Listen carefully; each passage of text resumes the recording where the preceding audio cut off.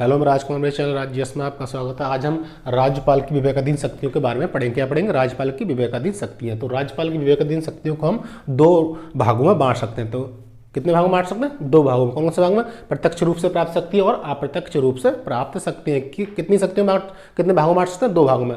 प्रत्यक्ष रूप से प्राप्त शक्तियाँ और अप्रत्यक्ष रूप से प्राप्त शक्तियाँ। कौन शक्तियाँ? विवेकाधीन शक्तियाँ। किसकी? राज्यपाल की विवेकाधीन शक्तियों को हम दो भागों में बांट सकते हैं। पहला भाग हमारा प्रत्यक्ष रूप से प्राप्त शक्ति और अप्रत्यक्ष रूप से प्राप्त शक्तियाँ। ठीक है, तो इसका हम पहला पॉइंट स्टार्ट करते हैं। राज्यपाल का प्रत्यक्ष रूप से प्राप्त शक्तियों का पहला पॉइंट किया। ठीक है, यानी डायरेक्ट रूप से प्राप्त शक्तियाँ और इनडायरेक्ट रूप से प्राप्त शक्तियाँ। तो डायरेक्ट रूप से जो शक्तियाँ प्राप्त हैं उनको हम देखते हैं। तो पहला पॉइंट कौन सा है? अनुच्छेद 200 के अनुसार। ठीक है, प्रत्यक्ष रूप से प्राप्त शक्तियों में पहला पॉइंट है हमारा अनुच्छेद 200 के अनुसार राष्ट्रपति के विचार हेतु विधेयक को सुरक्षित रखना। यानी कि अनुच्छेद 200 कहता है कि राज्यपाल राष्ट्रपति के विचार हेतु विधेयक को सुरक्षित भी रख सकता है। यानी राज्यपाल के पास यह अधिकार है कि वह किसी भी विधेयक को राष्ट्रपति के विचार हेतु सुरक्षित रख सकता है। यानी उसको लगे कि ये विधेयक फलाना विधेयक को मैं राष्ट्रपति के विचार हेतु सुरक्षित रख सकता हूं, तो वह उसके पास ये पावर है कि वह किसी भी विधेयक को राष्ट्रपति के लिए सुरक्षित रख सकता है। किस अनुच्छेद के तहत? अनुच्छेद 200 के तहत वह किसी भी विधेयक को राष्ट्रपति के लिए सुरक्षित रख सकता है। ठीक है, अगला पॉइंट क्या कह रहा है? विधेयक को पुनः विचार के लिए लौटाना है। यानी कि विधानसभा ने कोई विधेयक पारित किया, ठीक है, वह राज्यपाल के पास भेजा। किसने? विधानसभा ने एक विधेयक पारित किया, उसने राज्यपाल के पास भेजा। राज्यपाल के पास यह अधिकार है कि वह किसी भी विधेयक को वह उस विधेयक को विधानसभा के पास पुनः वापस कर सकता है। राज्यपाल के पास यह अधिकार है, वह विधेयक को विधानसभा के पास लौटा सकता है। यानी कि विधानसभा ने विधेयक पारित किया, उसको उसने राज्यपाल के पास भेजा और राज्यपाल के पास यह अधिकार है कि वह उस विधेयक को पुनः विचार के लिए लौटा सकता है। किसके पास? विधानसभा के पास।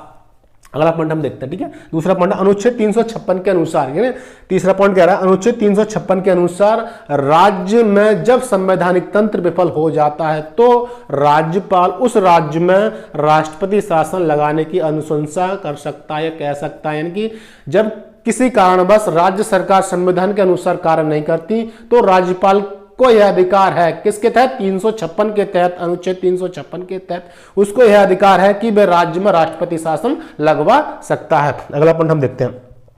किसी मंत्री द्वारा लिए निर्णय को, ठीक है, यदि किसी मंत्री ने कोई निर्णय लिया है, ठीक है, उस निर्णय पर किस मंत्रिपरिषद ने कोई विचार नहीं किया तो वह मंत्री राज्यपाल के पास जाता है और राज्यपाल से कहता है कि महोदय जी, मैंने ये निर्णय लिया और मंत्रिपरिषद ने इस पर कोई विचार नहीं किया, तो आप मंत्रिपरिषद कहिएगा कि इस पर विचार किया जाए।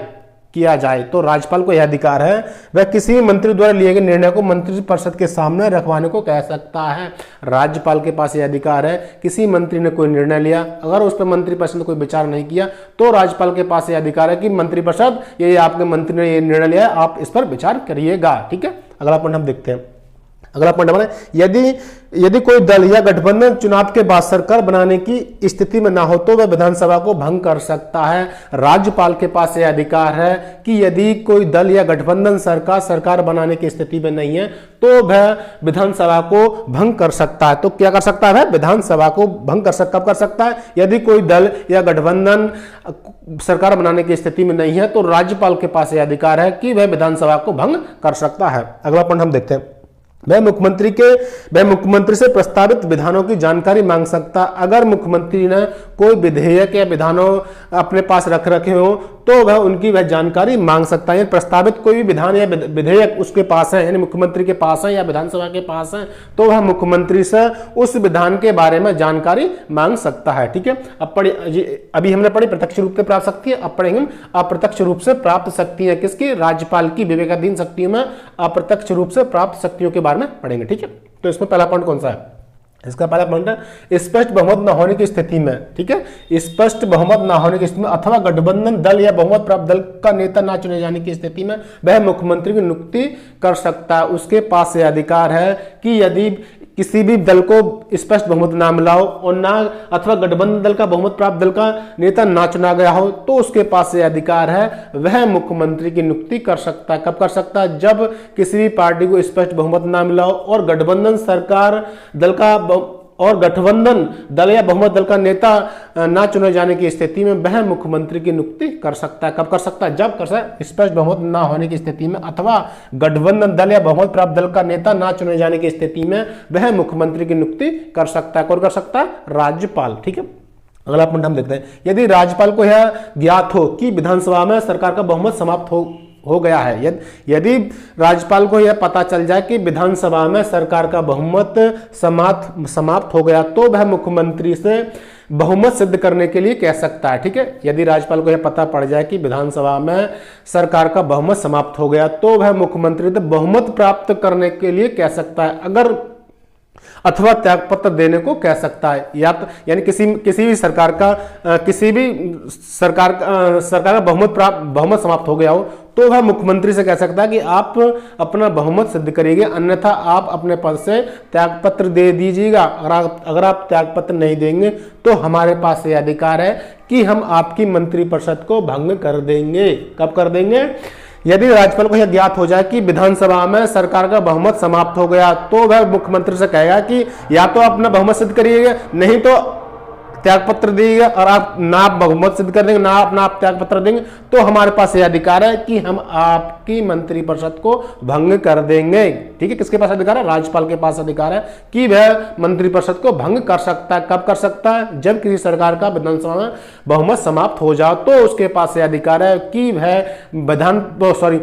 मंत्रिपरिषद को भंग कर सकता है। अगला पॉइंट हम देखते हैं। ठीक है, वह मुख्यमंत्री सहित किसी मंत्री पर भ्रष्टाचार का आरोप दर्ज करा सकता है। अगर किसी मंत्री अथवा मुख्यमंत्री पर कोई भ्रष्टाचार का आरोप लग जाए, तो उनके ऊपर वह मुकदमा दर्ज भी करा सकता है। यह राज्यपाल के पास अधिकार है, वह किसी मंत्री अथवा मुख्यमंत्री पर किसी भी भ्रष्टाचार का मुकदमा दर्ज करा सकता है। कब करा सकता है? जब किसी के ऊपर भ्रष्टाचार का आरोप लग जाए, तो वह उसके खिलाफ भ्रष्टाचार का मुकदमा दर्ज करा सकता है। कौन कर सकता है? राज्यपाल। किसमें? मंत्री पे और मुख्यमंत्री दोनों पर वह भ्रष्टाचार का आरोप या मुकदमा दर्ज करा सकता है। ठीक है, अगला पॉइंट देखें। राज्यपाल विशेष परिस्थिति में सुविवेक से विधानसभा का अधिवेशन बुला सकता है। राज्यपाल को यह अधिकार है कि वह किसी भी परिस्थिति में अपने विवेक से या सुविवेक से किसी भी समय विधानसभा का अधिवेशन बुला सकता है। अगर मेरी वीडियो पसंद आए तो वीडियो को लाइक करना, चैनल को सब्सक्राइब करना ना भूलें। मिलते हैं अगले वीडियो में।